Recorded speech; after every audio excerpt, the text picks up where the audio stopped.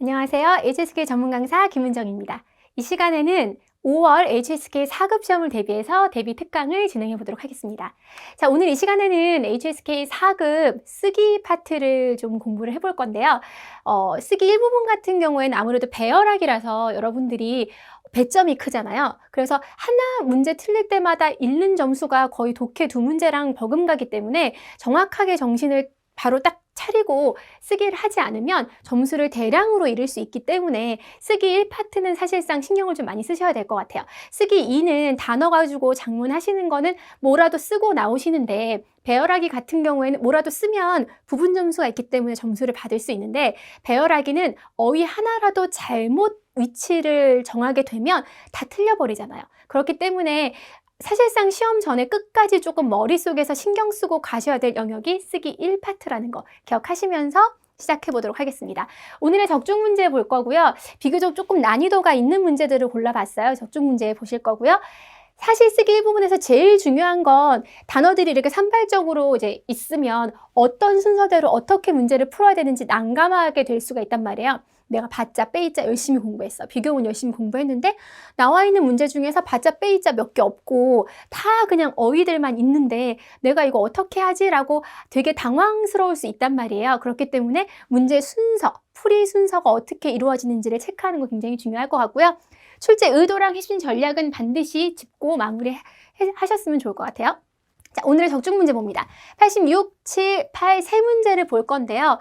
단어도 점점 길어지고 많고 정신이 없죠. 이걸 어떤 식으로 앞에서부터 배열을 해야 되는 건지. 자, 3급도 그렇고 4급도 그렇고 5급도 그렇고 배열학에서 가장 지양해야 되는 건 절대로 앞에 있는 문제 제일 처음 주어부터 찾지 마시라는 거예요. 이 얘기 계속 하거든요. 제가 3급 수업 때도 5급 수업 때도 하는데 정확하게 기억을 하셔야 될 것은 우리가 말을 할 때에는 순서대로 앞에서부터 이렇게 말을 이어나가시면 절대 안 되고요. 기둥 세우면서 짝꿍 찾는 거 연습을 해보면서 갈 거라는 거. 그래서 오늘 이런 문제들이 출제가 되는구나 훑어보셨으면요. 갈게요. 풀이 순서 첫 번째. 제시되어 있는 단어의 품사와 뜻을 살펴보셔야 돼요. 그러니까 단순히 내가 이거 뜻 비싸가 아니라 비싸가 형용사라서 무엇이 비싸, 문장이 이렇게 되는구나 라는 걸 알아야 돼요. 이제 4급 때부터는 정확하게 문장 구조에 대한 접근을 해야지 단순히 단어만 외우시면 나중에 5급, 6급 가서 되게 힘들어질 수가 있거든요. 그러니까 단어를 외울 때도 저는 단어만 외우는 건 별로 좀 좋아하지 않아요. 문장과 같이 외우는 거. 꼬에이도 꼬에이를 외울 거면 很贵, 매우 비싸. 그럼 이제 문장 만들어서 这件衣服, 이 옷이 很贵 이렇게 외우시면 사실은 쓰기 2파트까지도 커버가 되죠. 비싸다라는 형용사. 그다음에 治疗的 HSK를 좀 공부해 보신 분들은 더가 나오면 치료의 하고 뒤에 명사가 오겠다. 관용어구라는 거 이제 뒤에 명사를 수식을 할 수 있다는 거예요. 저 시향은 지시사랑 양사죠. 저가 나오면 뒤에 이게 모르는 글자 나와도 지시사 다음엔 양사예요. 나는 시향 처음 보는데 괜찮아요. 저, 나 뒤에 뭐 한 글자 있어? 그럼 양사죠. 사실상 이 사람 할 때 저는 안 하잖아요. 저거라는 양사를 쓰니까 지시사 다음에는 그냥 양사예요. 이 단어 몰라도 어쨌든 양사인가 보다. 사실상은 쓰기 1파트에서 중요한 게 추리력이에요. 내가 이거 제시되어 있는 단어가 형용사인지 아니면 이게 어떤 건지 단어의 뜻을 몰라도 얘가 지금 위치나 구조적으로 봤을 때 분명히 추리가 가능해요. 비용, 명사죠. 10분, 요건 좀 생소할 수 있지만 매우라는 부사예요. 很真非常이랑 똑같은 부사예요. 3급까지는 很真非常이 나오지만 4급, 5급에서는 10번으로 대체될 수 있기 때문에 매우라는 뜻을 가진 부사라는 거. 그죠? 이렇게 해서 지금 보기에 제시되어 있는 단어부터 분석을 하시는 게 첫 번째 스텝이에요. 두 번째, 짝꿍 찾으셔야 돼요. 자, 이 내용 굉장히 중요합니다. 3, 4, 5급 통틀어서 쓰기 1부 풀 때는 무조건 이 세 가지 핵심 포인트 기억하고서는 서로 짝꿍을 찾아줘야 돼요. 앞서도 말씀드렸다시피 문장의 시작부터 찾지 말고 얘는 얘랑 짝꿍이야 서로 이렇게 뭉쳐두고 배열을 하는 것이 훨씬 더 빠른 속도로 매끄럽게 배열을 할 수 있는 거예요. 근데 그 짝꿍이 딱 세 가지 패턴이 제일 대표적이에요. 더 뒤에 명사 쓰는 거. 그리고 정도부사라는 건 말이 정도부사지 아까 말씀드렸던 很真非常 같은 정도를 나타내는 부사 뒤에는 형용사. 그리고 지시사, 아까 얘기했죠? 这像 지시사 다음에 양사 와요. 이거 숫자 다음에도 양사 와요. 그 뒤에 명사 오죠. 저거, 나거, 이거 같은 경우는 중국에 있을 때는 그렇게 써요. 아, 저거, 나거 이렇게 쓰는데 사실 완전한 그냥 정식적인 문장은 저거, 동시, 나거, ren, 명사까지 있어야 완벽하죠. 그렇기 때문에 HSK 시험도 지사랑 양사로 안 끝나요. 뒤에 명사까지 넣어주셔야 돼요. 그럼 이제 더 뒤에 治疗的费用 그쵸? 지시사 양사 这项 해놓고 명사 넣으면 되고요. 정도부사 十分 뒤에다가 贵 그러면 이건 거의 지금 80% 다 푼 거예요.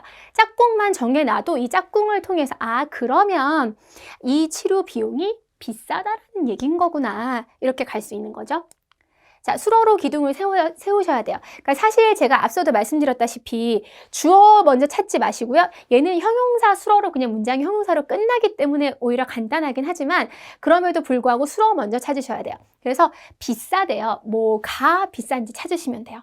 그죠? 형용사로 끝나는 수로문이었어요. 여기 보시면 这项治疗的费用 이 치료의 비용이 매우 비싸. 형용사 수로문 딱 끝나는 거죠. 이 치료의 비용이 매우 비싸. 그래서 여러분이 이게 중요한 거 짝꿍 세우는 거 그리고 수로 세우는 거 기억하시고 가시면 좋을 것 같아요. 자, 두 번째 문제 볼게요. 87번. 좀 더 길어지죠. 자, 이 쓰기 일부분 같은 경우에는 앞에 강의 내용을 들었잖아요. 그러면 따로 뭐 집에 가서 문제 풀지 말고 지금 요거 잠깐 화면 멈춰 놓으시고 한번 배열을 해보세요. 그리고선 얼마 안 걸리잖아요. 뭐 틀린 답을 고른다 하더라도 한 10초에서 20초 정도 빨리 배열해보고 들으시면 아, 내가 틀린 부분, 맞은 부분이 이거구나 라고 확인 가능하실 것 같아요. 자, 볼게요.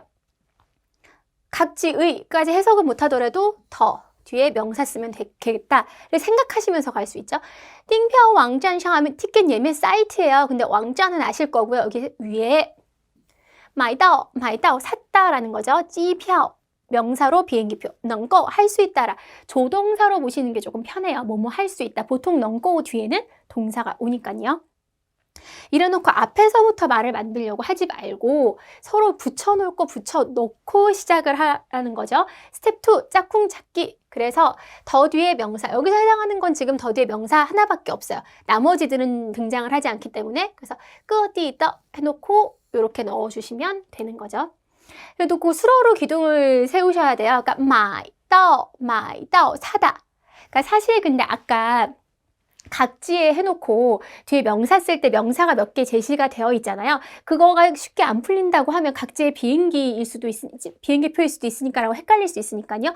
그럼 걔는 차치해 두고라도 수로 먼저 찾으시면 조금 해결이 될 수 있어요. 왜냐하면 买到가 수로죠. 찾다예요. 그럼 사다죠. 사다기 때문에 비행기 표를 목적어로 고를 수 있지 예매 사이트를 목적어로 고를 수 있지는 않잖아요. 그래서 수로를 기둥으로 세우는 게 너무너무 중요하다는 거예요. 보시면 이제 해결이 됐어요. 买到는 찌피아오 하니까 사는 거. 아, 그럼 여기에서 살 수 있다라는 거. 무슨 얘기인지 아시죠? 그래서 제일 중요한 게 짝꿍 먼저 찾아두는 거 그리고 수로로 기둥을 세워야 주어랑 목적어가 불분명한 게 이 수로를 통해서 해결이 돼요. 그래서 买到 하면 찌피아오가 나와야지. 이렇게 해서 해결이 되는 거죠. 그래서 보시면 일단은 기둥은 잡았고요. 能够가 조동사는 부사 어의 범주에 들어요. 能够买到 이 위치에 들어간다라는 것만 확인하고 가시면 좋을 것 같아요. 자, 마지막 문제도 여러분 잠깐 한번 풀어보고 가셨으면 좋겠다는 생각 들고요. 제가 이제 설명을 해드릴게요. 타이도 하면 태도라는 명사예요. 취, 찬지야, 참가하러 가다죠. 동사 두 개가 있지만 얘는 어쨌든 동사죠. 그는 원래 대명사랑 부사로 돼 있어요. 실수 더 다음엔 이건 뭐 해보자, 한번 해보자 이런 거 아니더라도 명사 들어가는구나.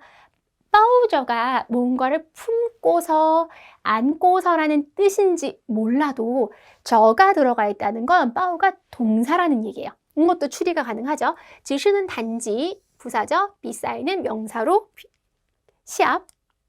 보시면 짝꿍 먼저 찾아봅니다. 실수더 타이도 정도는 이제 붙여놓을 수 있고요.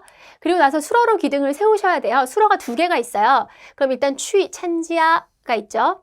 그럼 여기에 어울리는 건 가서 참가는 태도를 참가할 수 있는 게 아니라 경기에 참가하는 거죠.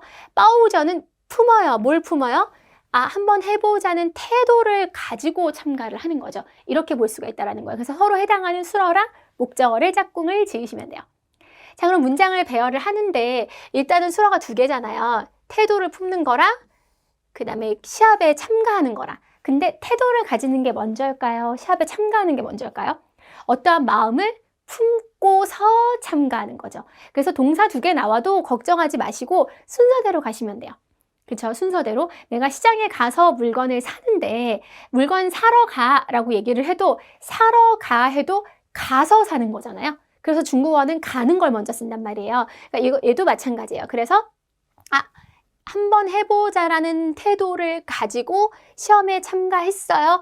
부사는 아까 넣은 것처럼 부사어는요, 只是 여기다가 넣으면 되죠. 술 앞에. 그럼 이제 그는 원래 한번 시도해보자, 한번 해보자라는 태도로 시험에 참가하러 간 것일 뿐이었다라는 뜻이 되는 거예요. 자, 오늘 이렇게 쭉 문제를 풀어봤어요. 근데 이 배열하기 출제 의도, 특히나 오늘 우리가 풀어본 문제는 수러를 여러분 제가 수러의 그 역할을 파악하는 문제로 오늘 세 문제 풀어본 이유가 어떠한 문법에 해당하는 문장이어도 무조건 수러를 기둥으로 세우셔야 되거든요. 받자나 빼이자나 비교문이 마랑 빼이랑 비만 있는 게 아니잖아요. 걔도 주어랑 수러랑 목적어를 다 갖춘 문장 상에서 그 특수 문법이 들어가 있는 거기 때문에 여러분들이 반드시 수러로 기둥을 세우셔야 된다는 거. 더 뒤에 명사 넣는 거 수로 목적어 짝 찍고요. 부사는 주어랑 수러 사이에 넣는다는 거 다시 머릿속에 기억을 하시고요. 오늘 이 수업 자체가 사실은 시험 직전에 들으면 굉장히 도움이 될 수 있는 수업이에요. 당장 가면 비슷한 문제를 보실 거거든요. 그래서 여러분들께서 그래 문제를 풀 때 내가 여러 가지 문법들도 중요하지만 시험 현장에서 어떠한 과정으로 어떠한 순서로 문제를 풀어야 되는지를 머릿속에 쏙 넣으시고 시험 보셨으면 좋겠습니다. 좋은 결과 받으시길 바라면서요. 이 수업 여기서 마무리 짓도록 할게요.